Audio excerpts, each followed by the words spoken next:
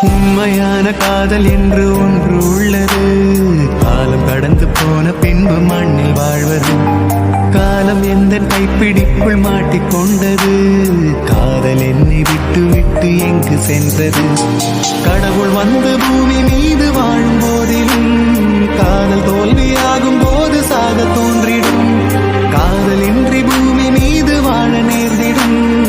கொஞ்ச நேரம் கூட நரகம் போல மாறிடும்.